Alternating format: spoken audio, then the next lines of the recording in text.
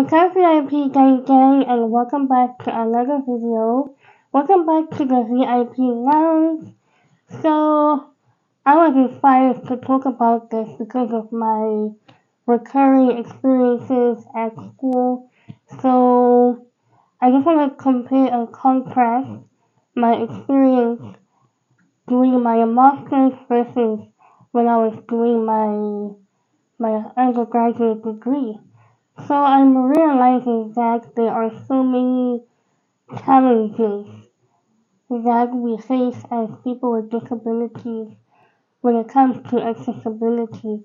So I just want to talk about the impact or the effects of inaccessibility in Zimbabwe, particularly in the education sector, access to information and access to education for people with disabilities. Now, here's the thing.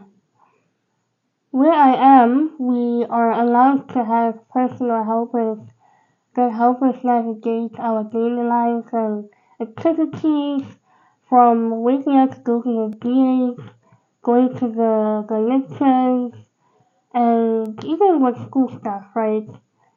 I know there are some people that need help with assistive devices and technologies and things like that. I mean, there are people that write their assignments in Braille, and then they get somebody sighted to then type out the assignment for them on the computer. So these are just some of the needs that I just shared with you from the top of my head. But the needs are different. They vary from person to person depending on the type of disability and its severity. As I always say, disability is a spectrum, and I think your upbringing and your personal experiences and environment also play a role. They are a contributing factor in terms of the kind of person that you turn out to be.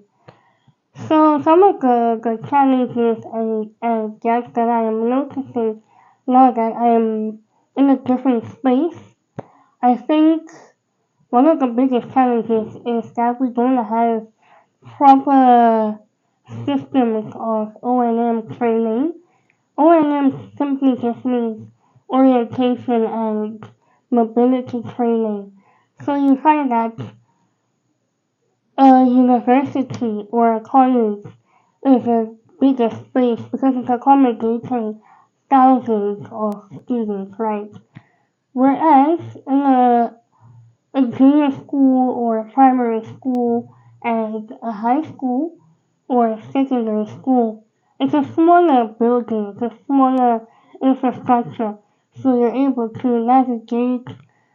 Take me for example, I went to a boarding school where I was able to navigate from my classes to my dorm to the resources department where we will get our drill machines or slates and all of those things.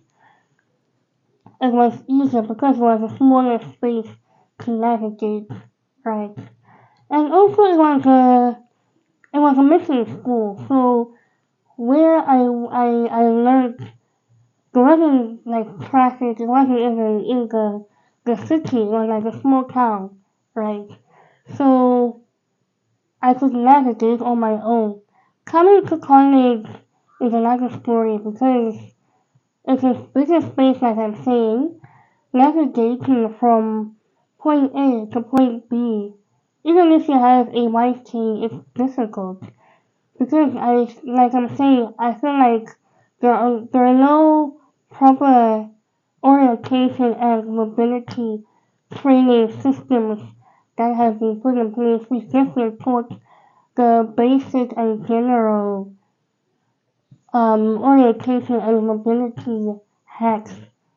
And then secondly, there are no fixed structures when it comes to accommodating people with mobility issues.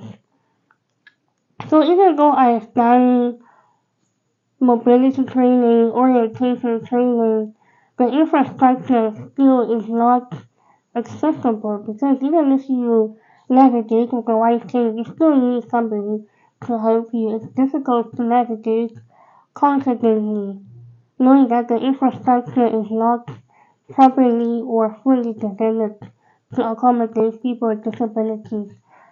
The infrastructure is only made for the mainstream people, so this is why many of us need a sighted person to then help us get from point A to point B, right?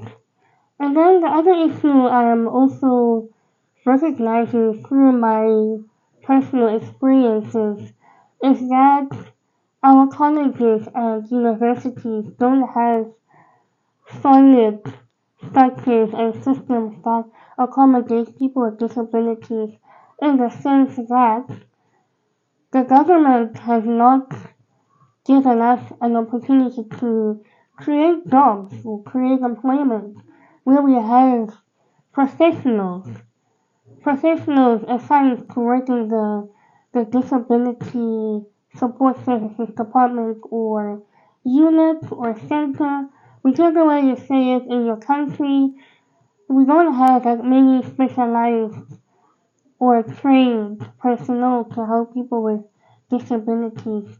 You find that you go to the disability support services unit and they will tell you if you don't have a personal helper, they will tell you we've got center helpers that can chip in and help you here and there. But there's no one accounting for that. You get what I'm saying? So those people or the relevant authorities are not really being accountable and monitoring if those center helpers are actually doing their job helping people with disabilities.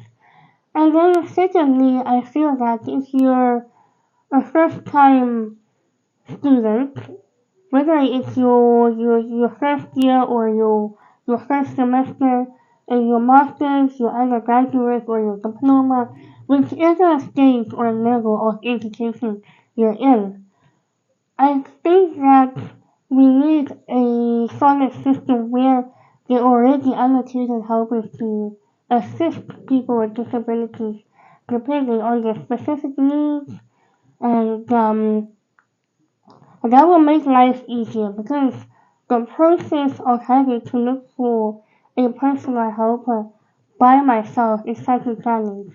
I look at myself and I think I have multiple disabilities, and the most eye-catching disability or the most attention gripping disability is my physical appearance. Not many people are open and free to interact with someone like me because they just wonder, what is this girl doing here? What kind of a freak is this?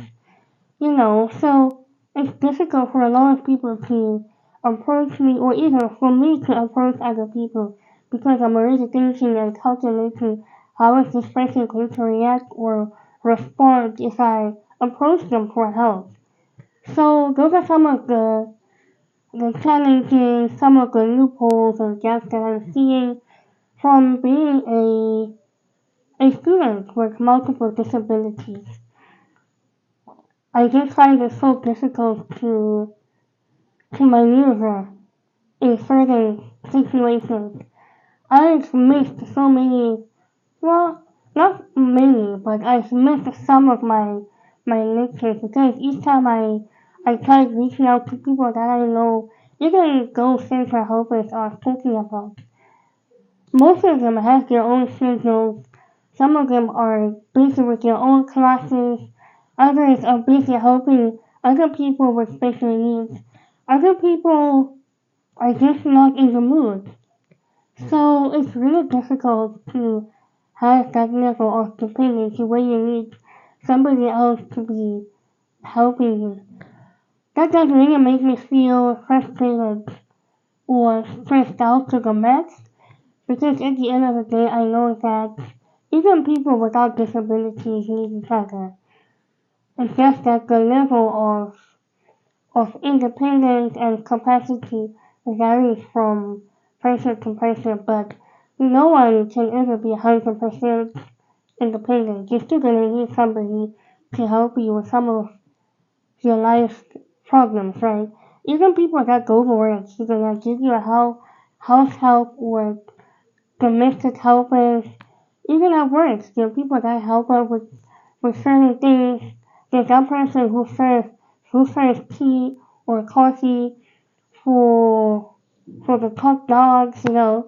So I don't think that there's any job or person that is useless. Everyone matters and every job post matters. So even if we were to hire professionals simply to escort somebody that is visually impaired or a wheelchair user or even a professional interpreter to assist the deaf community in their classes or lectures because there's that communication barrier as well that they experience. I don't think those types of jobs are pointless. I do think that they're very valuable because we need those kinds of people.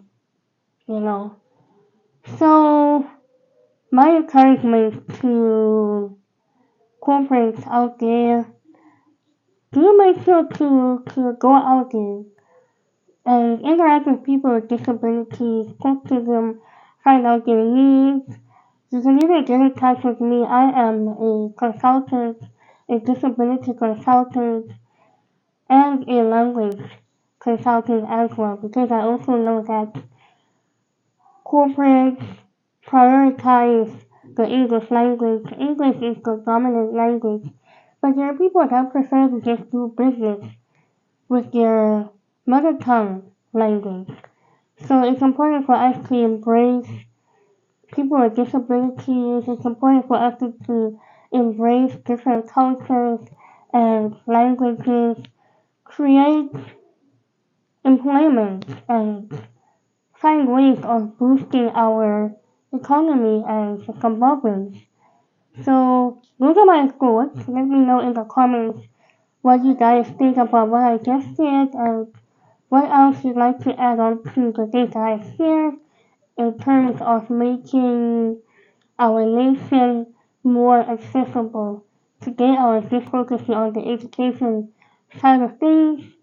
A while back I spoke about the healthcare system and I'm gonna keep going into other compartments and sectors, just diagnosing the problems and reviewing, evaluating and suggesting some solutions and strategies to make life easier for people with disabilities and just for them to be accommodated because the high rate of people with disabilities that are not employed or educated is a very, very, very high. So let's come together and make a difference.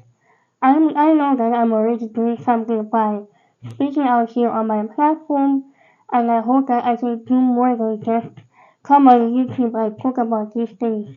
I would definitely like to engage with the appropriate stakeholders, the government, private companies, and just find a way to accommodate people with disabilities, accommodate multilingual people, and embrace language and culture and assistive devices and technology. So that is it for this video. Thank you so much for watching. I love you guys deep and I will see you in the next one. Bye!